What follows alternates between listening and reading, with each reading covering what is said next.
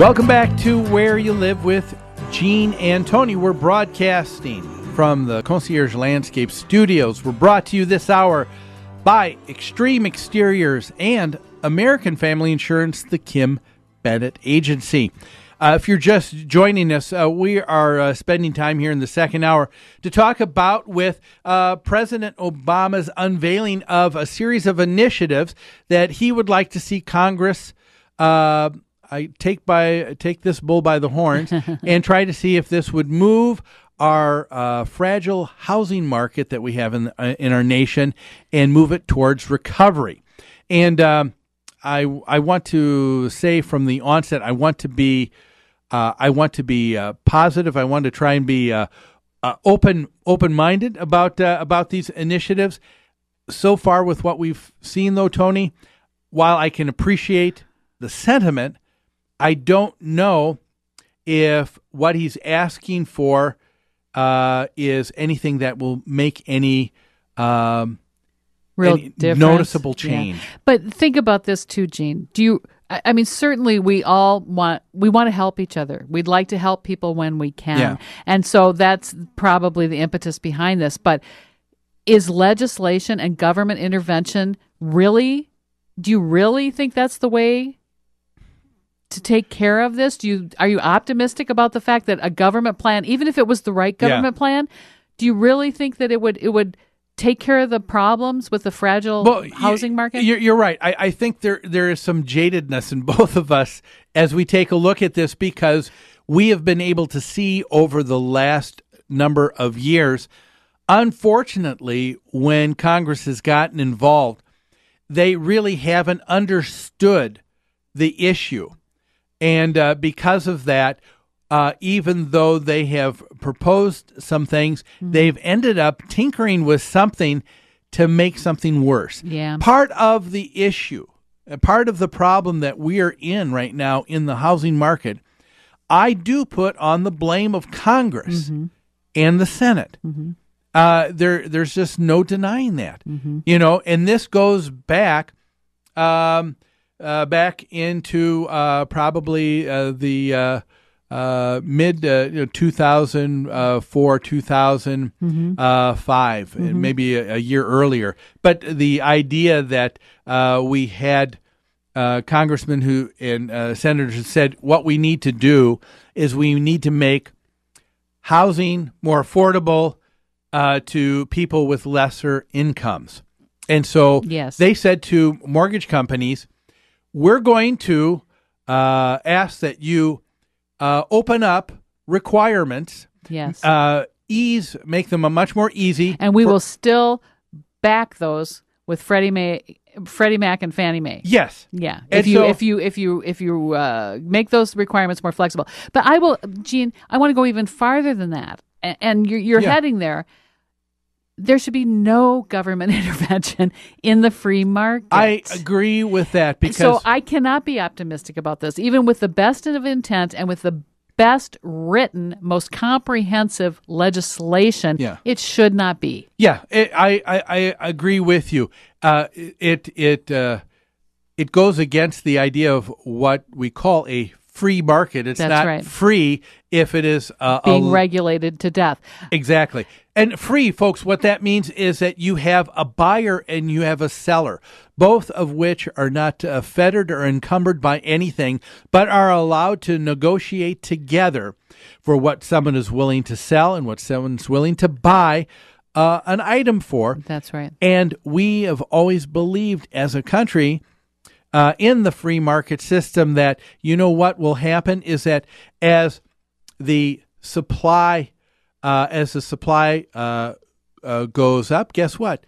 The demand goes down. When the demand goes up, the supply goes down. It's a balancing act. That's right. Part of the issue that we have right now with student financing, for example, and with loans. Why is part of the reason why interest rates are going up is because because the demand is really down, but we have a lot of supply, a lot of ability for people to go out and get a loan for college without without having to do much in terms of qualifications. Yeah. And so you end up having a situation that's well, it's an artificial untenable. situation. Yeah. It's not, and you and I have always said too. We agree that legislation is necessary to protect people from bad acts, to protect people from ill intent, but it's not necessary to control the market. No, we don't. I don't. agree with the market will control itself. And here's the issue. First, initiative here. Let's get back on that here with the president's suggesting that lenders open things up for refinancing and some of those issues. Credit score of 580. Borrowers must be current on their mortgage for the last 6 months and no more than one delinquency in 12 months. And we're just saying, you know what? A little bit too late because too little, too late. Because a lot of these people are into their mortgage with a lot more bad marks on their credit than this, so they would still be disqualified. Mm-hmm. Let's talk about the issue right before the break here about the idea of confirmed employment, but no verification of income. That's what the president is suggesting as a feature of a new program.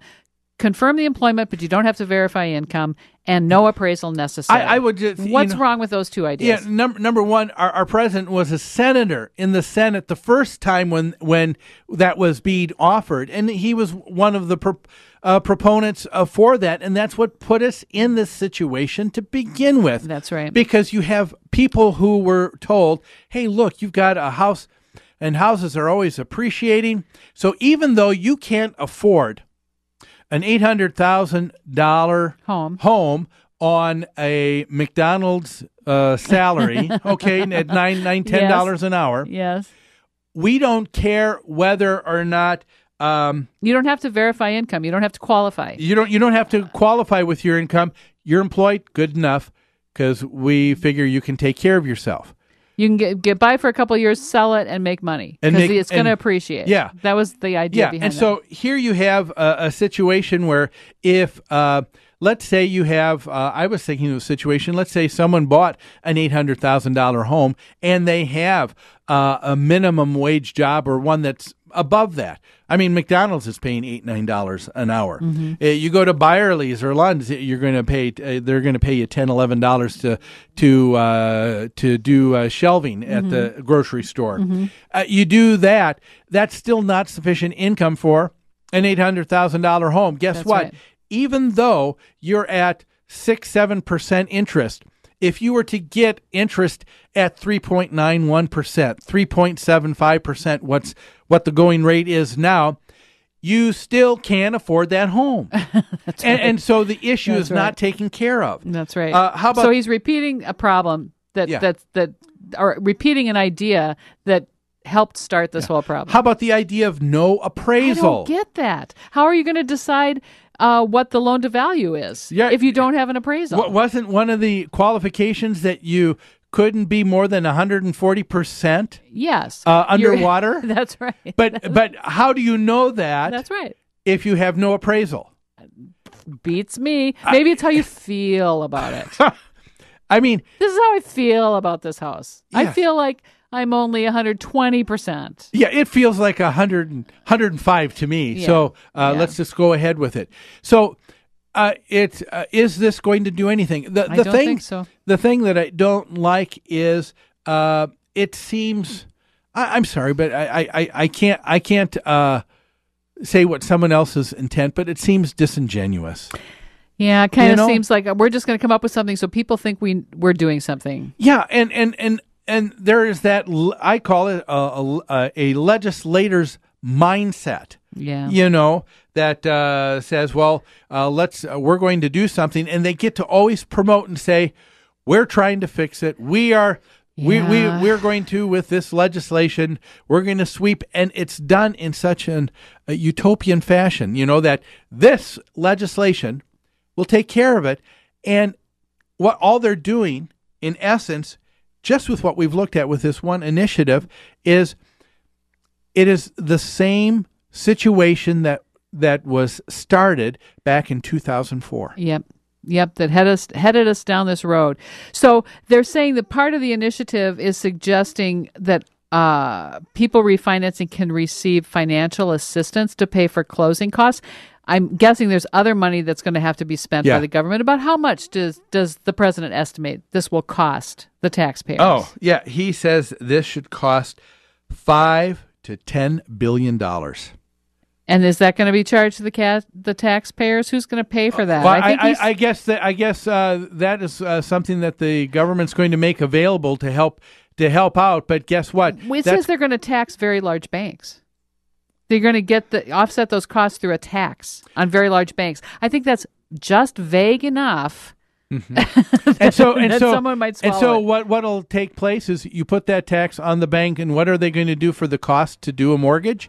They're going to charge more, so it's taken up in there. It is something else, folks. We've got a lot more on housing initiatives. Are they going to help? We'd like to know what you think about this too, but we're going to take a break and more after these messages.